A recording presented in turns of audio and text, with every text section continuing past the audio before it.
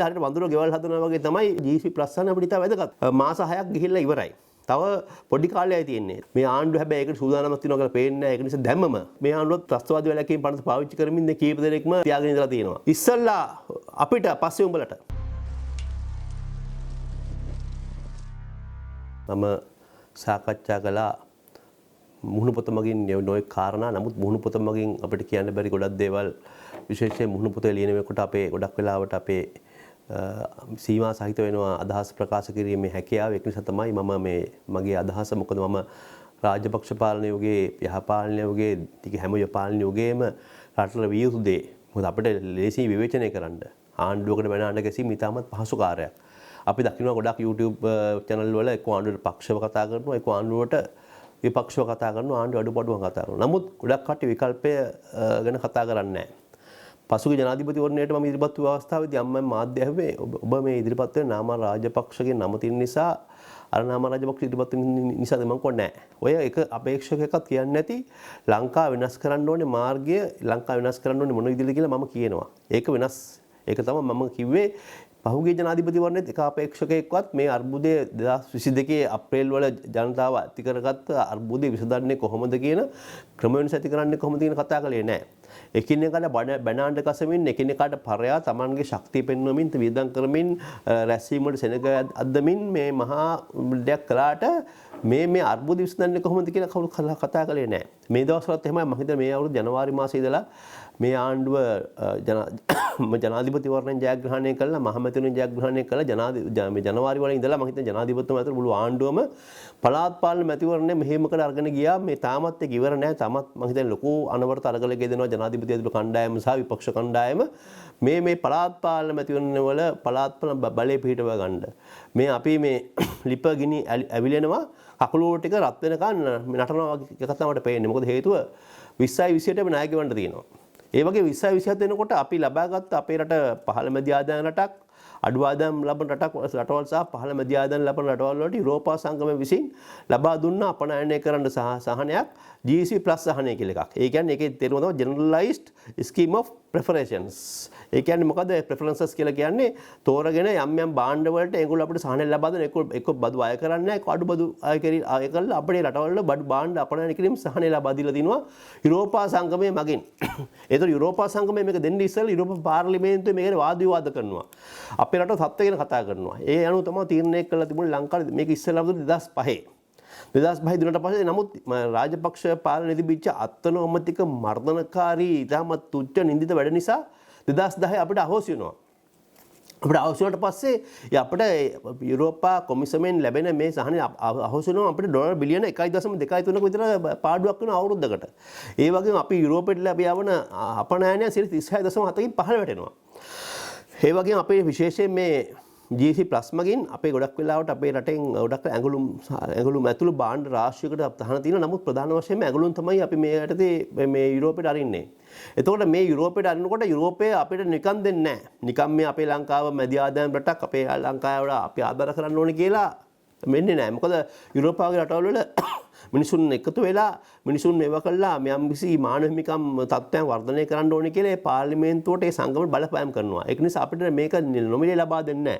අපිට ඒගොල්ලෝ සඳහන් කරන්නේ අපි යම් පිරිවිතරයන් අපි යම් දේවල් අනුගමනය කළොත් තමයි අපිට දෙන්නේ. එතකොට දැන් 2017 එනවා අපිට අවුරුදු මේ 2005 දුයිලා 2010 අවසන්ට පස්සේ යහපාලන ආණ්ඩුව ඇවිල්ලා අපිට මානව හිමිකම් සුරකින්නම් අපි මේ දේවල් කරන්න කියලා පොරොන්දු වෙලා තමයි මේක අපව ගත්තේ.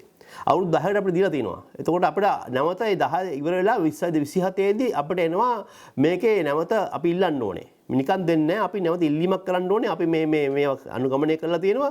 මේ වගේ තත්ත්වයක් අපි උසස් කරලා තියෙනවා. ඒක නිසා අපිට මේක ලබා දෙන්න කියලා අපි ඉල්ලීමක් කරන්න ඕනේ. එතකොට අපි ඉල්ලීමක් කරනකොට අපි ඒගොල්ලෝ අපෙන් අහනවා උඹලා 2017 පොරොන්දු වුණා නේද මේ දේවල් කරනවා කියලා ඒක කරලා දිනවද කියලා.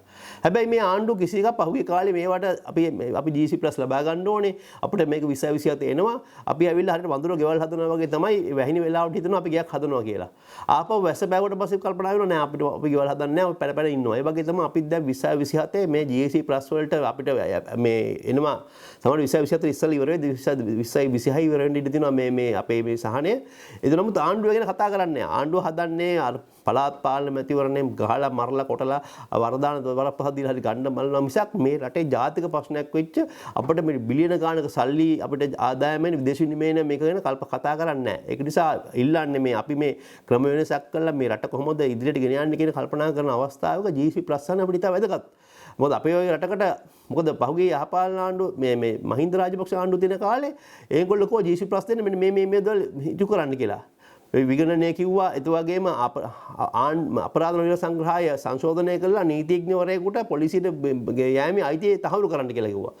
අපි දැන් මේ නීතිඥවරු වශයෙන් පොලිසියට යන්නේ අපේ අයිතියක් වශයෙන් නෙමෙයි. නමුත් දියුණු රටවල සැකකරු කරගෙන ගියාට පස්සේ පොලිසියෙන් කියනවා ඔයාට අපි කතා කරන්න බෑ අපිට අයිතියක් නැහැ ඔයා ලෝයට එන්න කියන්න කියලා. නමුත් අපේ රටේ එහෙම නැහැ. අපේ රටේ ගිහිල්ලා බොහොම අමාරුවෙන් OICට කතා කරලා පින්සෙන් දුන්නා තමයි අපි මේ නීතිඥ මේ කෙනෙක් වෙන නියෝජනයක් ලබා ගන්න තියෙන්නේ. නමුත් ඒ තත්ත්වය තහවුරු කරන්න කියලා ඒගොල්ලෝ කිව්වා. හැබැයි රාජපක්ෂලා මොකද කිව්වේ අපි මේ GSP+ ගන්න හරි යුරෝපා කොමිසමේ කියන මේ පිටරටවල යුරෝපයේ කියන ඒවා කියලා අපේ රටේ බහුමික අඛණ්ඩතාවය අපේ රටේ ස්වෛරීත්වය හැමදාම කියන්නේ ඔක. බහුමික අඛණ්ඩතාවය ස්වෛරීත්වය.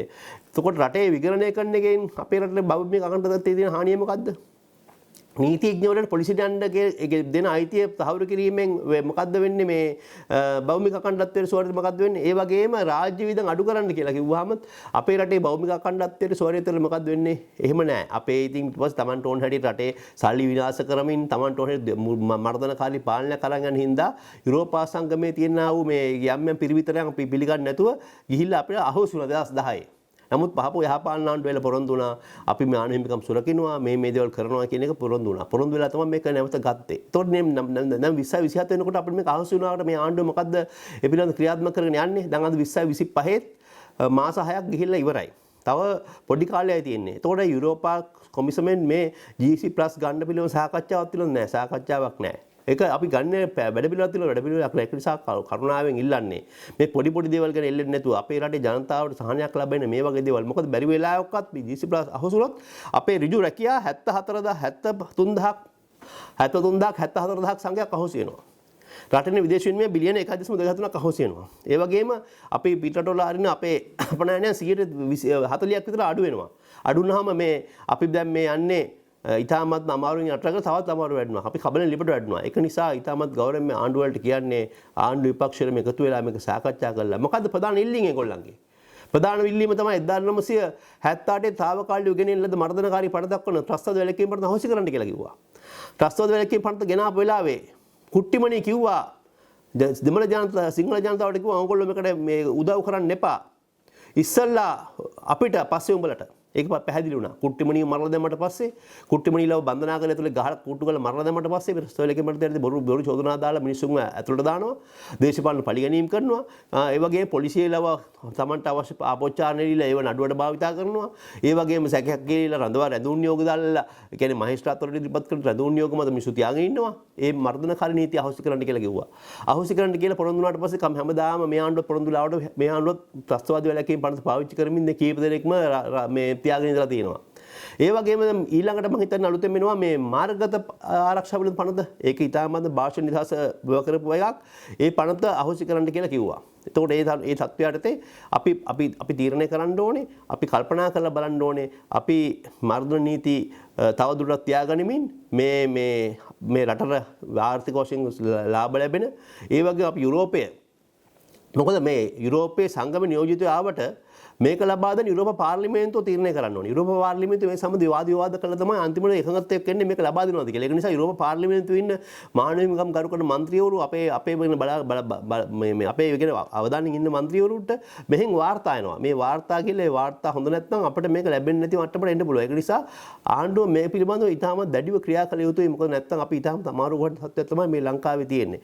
ඒතකොට මේ අපි GSP+ ගන්න මේ මාර්ග අපිට ඒගොල්ලෝ කියනවා අපිට සාමාන්‍ය පනත් වගේ කීපයක් මේ පනත් කීපයක් අපිට ක්‍රියාත්මක කරන්න කියලා කියනවා. ජනතාවට විශේෂයෙන් මේගොල්ලෝ කියන රාජ්‍ය වියදම් අඩු කරන්න කියලා කියනවා. විගණනය. මොකද පහුගිය කාලේ 2000 අපි 15 ගෙනල්ලා ආණ්ඩුව ගෙනල්ලා 19 ව්‍යවස්ථා සංශෝධනය ගෙනාපු ප්‍රසම්පාදක කොමිසම අහෝසි කළා ගෝඨා 20 වෙනි ව්‍යවස්ථාව යටතේ. ඒ වගේම විගණන කොමිසම අහෝසි කළා. ඒක නිසා මේගොල්ලෝ කියන්නේ මේ රටේ යහපාලනය ඇති කරන්න. යහපාලනය ඇති කරනවා කියලා 2015 ඇති යහපාලනය කියලා කියන්නේ මේ ලොකු සංකල්පයක්. 2015 යහපාලන ආණ්ඩුව ඇති කරපු යහපාලනය නෙමෙයි. යහපාලනය ඇති ගොඩාක් අංග තියෙනවා. වගවීම, පාරදෘශ්‍යභාවය, ප්‍රජාතන්ත්‍රවාදී ගති ලක්ෂණ, අනුන්ට අහුම්කම් දීමේ ගති ලක්ෂණ, ඒ වගේ දේවල් ගොඩක් දේවල් තියෙනවා. ඒක නිසා මේ තත්ත්වයට ආණ්ඩුව යන්න සූදානම්ද කියන එක තමයි අපි මේ කල්පනා කරලා බලන්නේ. එහෙම නැතුව කොළඹ නගර සභාව දින්නත්, මේ මහනුවර නගර සභාව දින්නත්, යාපන් නගර සභාව දින්නත් කිසි දෙයක් වැඩක් නැහැ. බැරි වෙලාවක GC+ අහුසුන ලොකු අමාරුවක මේ ආණ්ඩුව වැටෙනවා. මොකද හේතුව දැන් මේ එදා වේල ගැට ගහගන්නෙත් අපි අමාරුවෙන්. විශේෂයෙන් අපේ රටේ ආදායම් වලින් වැඩිපුරම අපි තාම රජයේ සේවවල පඩිගෙවන රටක්. අපිට ණය ගෙවා ගන්න බැරි මට්ටමේ රටක්. අපි ඒ නිසා මේ වගේ බිලියන 1.4ක් වගේ අවුරුද්දකට එන ආදායම ගති කරගන්න නැතුව විශේෂයෙන් අපි කල්පනා කරලා බලන්න ඕනේ මේ GC+ අහුසි කරගන්න නැතුව මේ ආණ්ඩුව හැබැයි ඒකට සූදානම්ක් තියෙනවා කියලා පේන්නේ නැහැ. ඒක නිසා දැම්මම මේකට ප්‍රවීණ වෙච්ච කණ්ඩායමක් දාලා මේක ලබා ගන්න වැඩ පිළිවෙලක් යොදා ගන්න කියලා තමයි මම ගිල්ලා සිටින් බොහොම ස්තුතියි.